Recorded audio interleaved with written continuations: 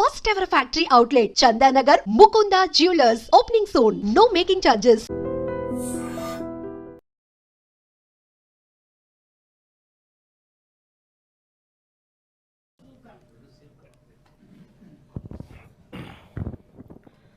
ధన్యవాదాలు అధ్యక్ష.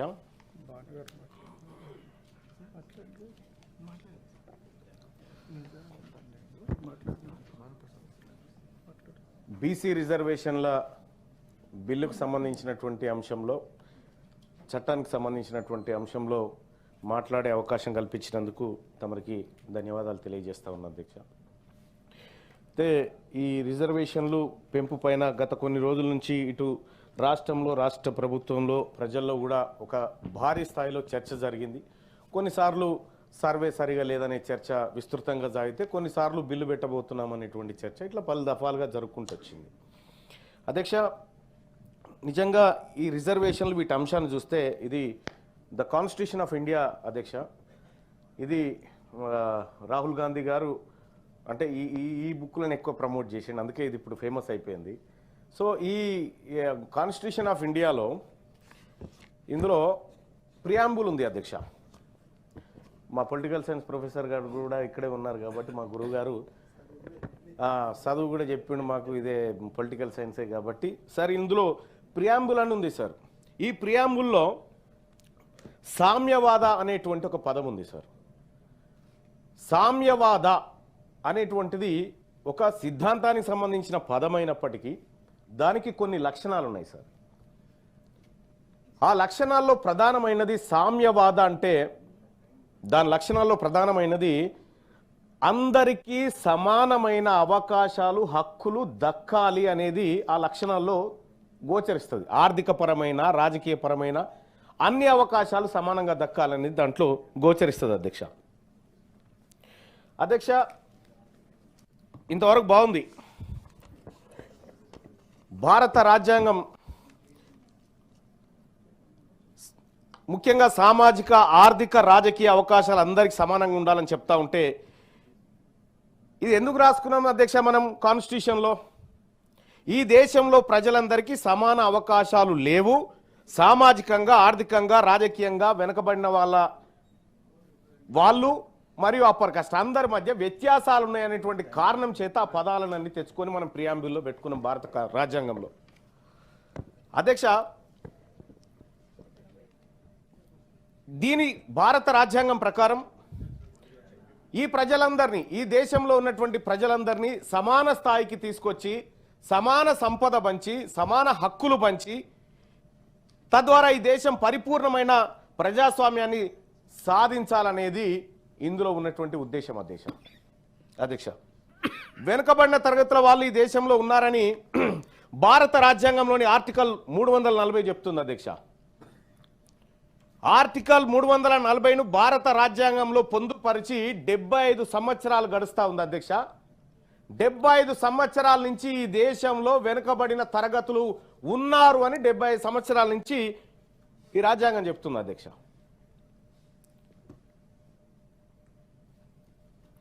అంటే ఇంకా ఈ దేశంలో ప్రజలందరూ ఒకేలాగా లేరు, అసమానత్వంతో ఉన్నారనేటువంటి మాట ఆర్టికల్ 340 ద్వారా మనకు అర్థమవుతుంది అధ్యక్ష.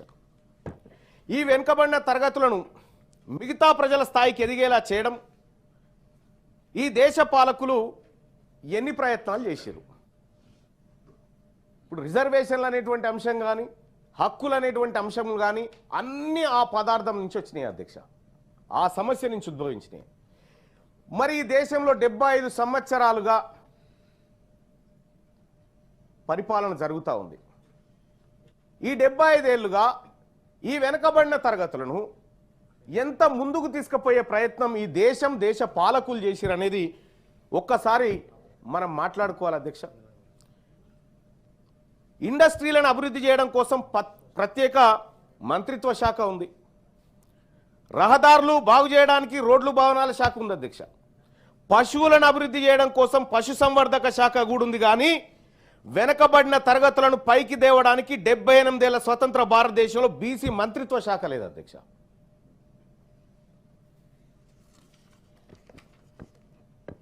మా బీసీల బతుకులు ఎలా ఉన్నాయంటే, కనీసం వీళ్ళు ఎక్కడైనా బాధపై చెప్పుకోవడానికి 2 పూటలు తిన్నామా, కడుపు నిండిందా, పస్తులున్నారా, ఆకలా దప్పికనా చెప్పుకోవడానికి ఒక మంత్రి లేడు అధ్యక్ష ఈ దేశంలో. కేంద్రం చెప్తున్న అధ్యక్ష, రాష్ట్రాలు కాదు ఇవి. అయితే ఈ దేశంలో ఉన్నటువంటి బీసీలకు కనీసం ఏముంది తొంగి చూడడానికి కూడా ఓ మంత్రిత్వ శాఖ లేదు, వీళ్ళు చెప్పుకోవడానికి కూడా ఓ మంత్రి కనిపించాడు. ఈ దేశం మా కోసం ఒక మంత్రిని కూడా ఏర్పాటు చేయలేకపోయింది 75 సంవత్సరాలల్లా. ఈ భారత రాజ్యాంగంలో ఉన్నటువంటి ఆర్టికల్ 340, ఆ తర్వాత ఇందులో ఉన్నటువంటి సామ్యవాద, సమానత్వం అనేటువంటి పదాలు మమ్మల్ని ముందుకు తీసుకుపోవడానికి పెట్టినట్టుగా ఈ భారత రాజ్యాంగంలో కనిపిస్తాయి. ఒక మాటలో చెప్పాలంటే అధ్యక్ష, ఒక ఇంటి పెద్ద లేని ఇల్లు ఎట్లుంటుందో ఈ భారతదేశంలో బీసీలకు ఒక మంత్రి లేనటువంటి ఇల్లు లాగా ఉంది అధ్యక్ష. ఇంకా కొంత ఇన్డెప్త్ అన్వయించుకోండి మీరు దీన్ని.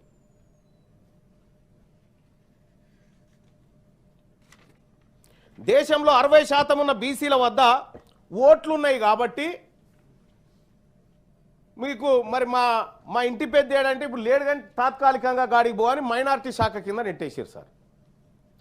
మైనారిటీ శాఖ మంత్రి ఇప్పుడు బీసీ సంక్షేమాన్ని చూస్తాడు. ఈ భారతదేశంలో మెజారిటీ ప్రజలైనటువంటి సంక్షేమాన్ని మైనారిటీ శాఖ మంత్రిత్వ శాఖ కిందకి తీసుకొచ్చారు సార్. అది ఎప్పుడు మళ్ళా అది తెచ్చింది 2006లో ఏమో తెచ్చారు, అప్పుడు అంతకంటే ముందు లేదుగా. ఈ దేశంలో ఓబీసీలకు ఎక్కడ న్యాయం జరుగుతుందో అని మైనారిటీ శాఖ మంత్రిని మెజారిటీ బీసీల మంత్రిగా చూపించారు అధ్యక్ష. న్యాయం జరగగల పొరపాటున మైనారిటీల సంక్షేమానికి ఒక మంత్రిత్వ శాఖ ఉన్నట్టే మెజారిటీ ఓబీసీలకు ఎందుకు లేదని నేను అడుగుతా ఉన్నా అధ్యక్ష. ఈ దేశంలో సుమారు 50 పైచీలకు మంత్రిత్వ శాఖలు ఉన్నాయి అధ్యక్ష. ఒక్క మంత్రిత్వ శాఖ మా కోసం పెట్టలేకపోయిన ప్రభుత్వాలు మమ్మల్ని పైకి తీసుకొచ్చే ఆలోచన చేస్తున్నాయని 78 ఏళ్ల సంధి చెప్తా ఉంటే ఆ మోసపు మాటలు ఇని ఇని ఇని ఇసుకొస్తా ఉంది అధ్యక్ష మాకు బీసీలకు. ఆర్థిక సమానత్వం గురించి, దేశంలో ఉన్నటువంటి సంపద అందరూ ప్రజలకు సమానంగా పంచబడాలి, తద్వారా అందరూ ఈక్వల్గా కనిపించాలనేది మన సమానత్వం గురించి మాట్లాడుకున్నాం. స్వాతంత్ర దినోత్సవం నాడు అదే, గణతంత్ర దినోత్సవం నాడు అదే, గాంధీ జయంతి నాడు అదే మాట్లాడుకుంటాం. మరి ఆచరణలో ఎంతవరకు ఉంది దేశంలో? ఇదే భారత రాజ్యాంగంలోని ప్రియాంబుల్ పీఠికలో ఆర్థిక సమానత్వం అని రాసుకున్నాం. సోషల్ జస్టిస్, ఎకనామిక్ జస్టిస్ అని రకరకాలుగా రాసుకున్నాం. అంటే ఈ దేశంలో ఉన్న సంపద దేశంలోని అన్ని వర్గాలకు సమానంగా పంచబడాలి, తద్వారా ప్రజలందరూ ఆర్థికంగా సమానత్వం సాధించాలని పీఠికలోని ఆర్థిక సమానత్వం సారాంశం అధ్యక్ష. మరి జరిగింది ఏంది అధ్యక్ష? ఈ దేశంలో ఉన్న 140 కోట్ల మంది ప్రజలకు దేశ సంపద సమానంగా పంపిణీ జరిగి అందరూ ఆర్థికంగా ఈక్వల్గా ఉండాలని పీఠిక చెప్తా ఉంటే ఒక నివేదికను పరిశీలిద్దాం అధ్యక్ష. 1-2 నివేదికలు పరిశీలిద్దాం. WID, వరల్డ్ ఇన్ఈక్వాలిటీ డేటాబేస్ అధ్యక్ష. ఆ నివేదికతో పాటు అంటే దాన్ని ప్రపంచ అసమానతల డేటాబేస్ కూడా అని అంటారు అధ్యక్ష. ఈ డేటాబేస్ని ఆక్స్ఫాము, ఫోర్బ్స్, హురూన్ సంస్థలు తయారు చేసి ప్రకటిస్తాయి అధ్యక్ష. ఈ నివేదికలు పరిశీలిస్తే మన దేశంలో ఆర్థిక సమానత్వం పెరిగిందా లేకపోతే ఇంకా దిగజారిపోయిందా మనకు అర్థమవుతుంది అధ్యక్ష.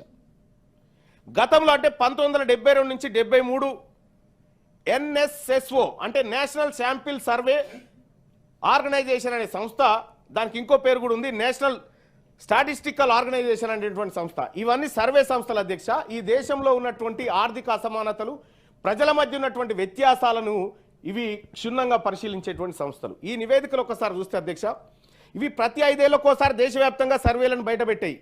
కానీ 2011లో ఒక సర్వే ఆగిపోయింది. తర్వాత CMI, centre for monitoring Indian economic మరియు consumer pyramid household survey అని నిర్వహించారు అధ్యక్ష. ఈ అన్ని సర్వే రిపోర్ట్లను పరిశీలిస్తే ఈ దేశంలో పేదవారి జాతకాలు, పెద్దవారి జాతకాలు మొత్తం బయటకు వస్తాయి అధ్యక్ష. ఈ సర్వేలో ఆర్థిక సమానత్వం అనేటువంటి అంశాలు ముఖ్యంగా 1990 తర్వాత నుండి 2024 వరకు ధనవంతుల సంపద భారీగా పెరిగినట్టుగా ఈ సర్వే నివేదికలు చెప్తా ఉన్నాయి అధ్యక్ష. ముఖ్యంగా 2022-23లో 1% ఉన్నటువంటి సంపన్న వర్గాల దగ్గర 40% సంపద పోగుపడ్డది అధ్యక్ష. ఈ దేశంలో 1% ఉన్నటువంటి సంపన్న వర్గాల దగ్గర 40% సంపద పోగుపడ్డది. Income and wealth inequality in India నివేదికలు చెప్తున్నటువంటి లెక్క అధ్యక్ష. ఇది పేదవాళ్ళు మరింత పేదలుగా, సంపన్నులు మరింత సంపన్నులుగా మారిపోయారు అధ్యక్ష. ఈ 70 ఏళ్ల పరంపరలో మమ్మల్ని పైకి తీసుకురావడానికి ప్రభుత్వాలు చేసిన ప్రయత్నంలో మేము జారిపోయి వాళ్ళు పైకి వచ్చారు అధ్యక్ష. అంటే భారత రాజ్యాంగం చెప్తున్న ఆర్థిక సమానత్వం వచ్చుడు మాట దేవుడెరుగు, ఇంకా పేదలు కడు పేదలుగా మారిపోయారు అధ్యక్ష. ఈ దేశంలో 78 ఏళ్లుగా ఈ దేశ పాలకులు సాధించింది ఏంటంటే సంపన్నుల సంపద పెంచి పేదలను నిరుపేదలుగా తయారు చేయడంలో సక్సెస్ అయ్యారు అధ్యక్ష. బీసీలలో ఉన్నత విద్యను అభ్యసిస్తున్న పరిశోధన విద్యార్థుల విషయం చూద్దాం అధ్యక్ష. వీళ్ళు మమ్మల్ని పైకి తేవడానికి ఎన్ని ప్రయత్నాలు చేశారు అనుకున్నాం అధ్యక్ష దేశవ్యాప్తంగా. ఒకసారి ఇదే దేశంలో మమ్మల్ని ఈ బీసీల చదువుల కోసం, బీసీలను పైకి తీసుకురావడం కోసం భారతదేశంలో జరిగినటువంటి ప్రయత్నాన్ని ఒక్కసారి చూస్తే అధ్యక్ష,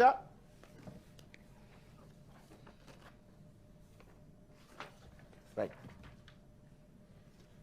2014-15లో భారత ప్రభుత్వం 16 లక్షల కోట్ల బడ్జెట్ పెట్టింది అధ్యక్ష.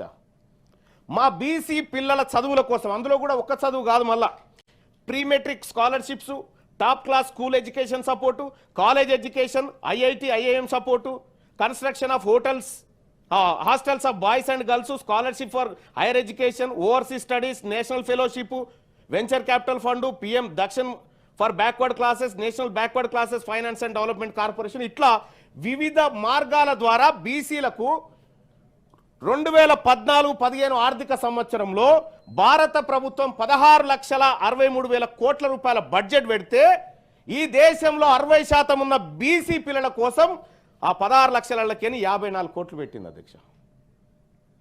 54 కోట్లు అధ్యక్ష. 2015-16లో 17,90,000 కోట్ల రూపాయలు ఈ దేశంలో బడ్జెట్ పెడితే బీసీ బిడ్డల చదువు కోసం భారతదేశ వ్యాప్తంగా 1,085 కోట్లు మాత్రం కేటాయించారు అధ్యక్ష. ఇట్లా చెప్పుకుంటే పోతే అధ్యక్ష 2016-17లో 1,212 కోట్లు, 19 లక్షల బడ్జెట్, 19 లక్షల కోట్ల బడ్జెట్లో 17-18లో 21 లక్షల కోట్ల బడ్జెట్ పెడితే 1,233 కోట్ల అధ్యక్ష. ఇట్లా 2023-24 46.15 లక్షల కోట్ల బడ్జెట్ను కేంద్రం ప్రవేశపెడితే ఈ దేశంలో ఉన్నటువంటి మెజారిటీ బీసీలు వాళ్ళ భవిష్యత్తు, వాళ్ళని పైకి తీసుకురావడానికి 2,287 కోట్లు పెట్టారు అధ్యక్ష. మొత్తం ఇప్పటి వరకు గడిచిన 10 ఏళ్లలో బీసీలను ఆర్థికంగా, బీసీలను విద్యాపరంగా పైకి తీసుకురావడానికి ఈ దేశం మా కోసం పెట్టినటువంటి ఖర్చు 10 ఏళ్లలో 15,000 కోట్లు పెట్టింది అధ్యక్ష. 15,855 కోట్లు పెట్టింది. మమ్మల్ని పైకి తీసుకొచ్చే కార్యక్రమాలు ఎంత గొప్పగా ఉన్నాయో ఈ దేశంలో చూడండి అధ్యక్ష. పోనీ మరి ఏం జరిగింది అధ్యక్ష? ఇది అయిపోయింది. ఓబీసీలకు చదువుకోవడానికి పెట్టింది గిది అధ్యక్ష. ఒక విషయం, చాలా బాధాకరమైనటువంటి విషయం అధ్యక్ష. మా కోసమే, బీసీల పిల్లల కోసమే 15,855 కోట్లు 10 ఏళ్లలో ఖర్చు పెడితే 2019లో ఈ భారతదేశం అగ్రవర్ణాలు ఎవరైతే లోన్లు తీసుకురో అధ్యక్ష వివిధ బ్యాంకుల దగ్గర, వాళ్ళ లోన్లు 3.5 లక్షల కోట్లు మాఫీ చేశారు అధ్యక్ష. వాళ్ళు పేదవాళ్ళని, వాళ్ళు కట్టలేరని, వాళ్ళు బ్యాంకులకు చెల్లించలేరని ఇవాళ ప్రెస్లో వచ్చింది 16 లక్షలు. ఎస్, ఇంకా పెద్దదే. నేను ఒక్క ఇయర్ లెక్క చెప్తున్నా. నేను 2019 లెక్క చెప్తా ఉన్నా. ఓన్లీ 3.5 లక్షల కోట్లు కేవలం 15 మందికే మాఫీ చేసిరు అధ్యక్ష. 15 మందికి 3.5 లక్షల కోట్లు మాఫీ చేసిరు. ఈ దేశంలో ఉన్నటువంటి 60% బీసీ జనాభా చదువుకోవడానికి ఈ దేశం 15,855 కోట్ల బిచ్చం వేసింది అధ్యక్ష. మమ్మల్ని పైకి తేవడానికి ఈ దేశంలో జరుగుతున్నటువంటి లెక్కలు అధ్యక్ష.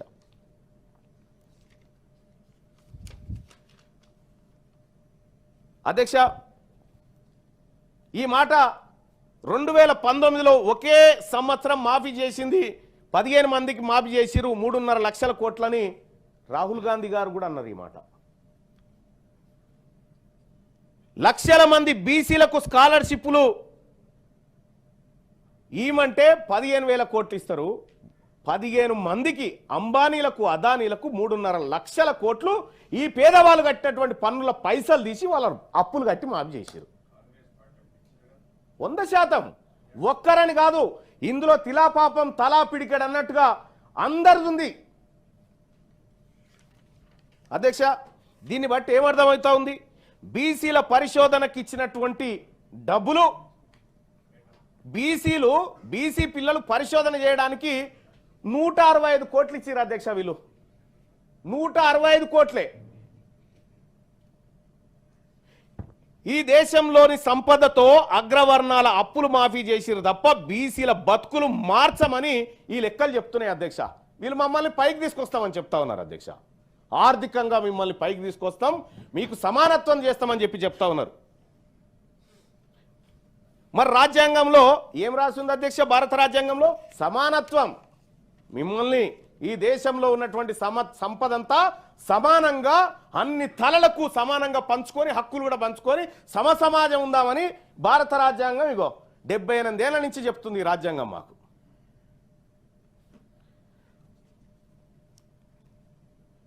వాస్తవానికి ఈ భారత రాజ్యాంగం లెక్కల ఇందులో రాసుకున్న దాని ప్రకారం అగ్రవర్ణాల దగ్గర పోగుపడ్డ సంపద తీసి బీసీలకు పేద వర్గాలకు వంచితే సమానత్వం అవుతుంది అధ్యక్ష. ఈ బీసీలు కట్టిన పేద వర్గాలు కట్టిన పన్నులు తీసుకుపోయి వాళ్ళ అప్పులు మాఫీ చేస్తే సమానత్వం అవుతుందా? ఈ దేశంలో పేదవాడంటే అనిల్ అంబానీ వాళ్ళ అన్న ఆ నీరవ్ మోడీ, లలిత్ మోడీ, వీళ్ళు పేదవాళ్ళు ఈ దేశంలో కనిపిస్తుంది. ఇదే లెక్కల ప్రకారం పూటకు గతి లేని మా సాకలి మంగలి బిడ్డలా, లేకపోతే వాళ్ళ పేదవాళ్ళు ఈ దేశం చెప్పాలి సమాధానం. ఈ దేశంలో పేదవాడు ఆకలితో చచ్చిపోతా ఉంటే వాడికి అన్నం పెట్టి కాపాడాల్సిన ప్రభుత్వాలు అగ్రవర్ణాల పొట్ట నింపి పేదవాడిని శ్మశానానికి పంపుతా ఉన్నాయి అధ్యక్ష. ప్రపంచ ఆకలి సూచికలో 127 దేశాల లెక్క తీస్తే 2024లో మన దేశం 105వ స్థానంలో ఉందంటే సిగ్గుతోని తలదించుకోవాలి అధ్యక్ష. ఈ దేశంలో ఉన్నటువంటి పరిపాలకులం అందరం. ప్రతి సంవత్సరం 25 లక్షల మంది భారతీయులు ఆకలితో చచ్చిపోతా ఉన్నారు ఈ దేశంలో, ఓన్లీ ఆకలితోటి. ఇది నేను చెప్తుంది కాదు, హ్యూమన్ రైట్స్ ఫౌండేషన్ లెక్కల ప్రకారం చెప్తున్నటువంటి మాట అధ్యక్ష. ప్రతిరోజు 4,500 మంది చిన్న పిల్లలు ఆకలి మరియు పోషకాహార లోపాలతో చచ్చిపోతా ఉన్నారు అధ్యక్ష. మన దేశంలో చనిపోతున్నారు. ఇది జాతీయ ఆరోగ్య సర్వే చెప్తున్నటువంటి లెక్క అధ్యక్ష. ఏం చెప్తున్నాయి అధ్యక్ష ఈ దేశంలో నివేదికలు? ఈ దేశంలో జరిగినటువంటి మా సోదరిమణి కవిత గారు కాక కలేకర్ కమిషన్ దగ్గర నుంచి మండల్ కమిషన్ దగ్గర ఎన్నెన్ని ప్రయత్నాలు జరిగినాయని చెప్పింది. నేను ఆటి జోలికి పోదలుచుకోలే. ఈ నివేదికలు ఏం చెప్తున్నాయో నేను ఒక్కసారి ఏకరువు పెట్టదలుచుకున్నా. ప్రపంచంలో 821 మిలియన్ల మంది పోషకాహార లోపంతో బాధపడితే అందులో 195.9% 9 మిలియన్లు ఓన్లీ మన దేశంలోనే ఉన్నారు అధ్యక్ష. 2018 ఆహార మరియు వ్యవసాయ నివేదిక చెప్తున్నటువంటి లెక్క ఇది. దేశంలో 14.8% మంది పోషకాహార లోపంతో బాధపడుతున్నారు అధ్యక్ష. ఇది ప్రపంచం మొత్తం కంటే మరియు ఆసియా సగటు కంటే ఎక్కువ. మనం పేద వర్గాలను అభివృద్ధి చెందిస్తున్న తీరు ఒక్కసారి చూడాలి అధ్యక్ష. 116 దేశాల గ్లోబల్ హంగర్ ఇండెక్స్ 2021 ప్రకారం మన దేశం 94 నుండి 101 స్థానానికి దిగజారిపోయింది అధ్యక్ష.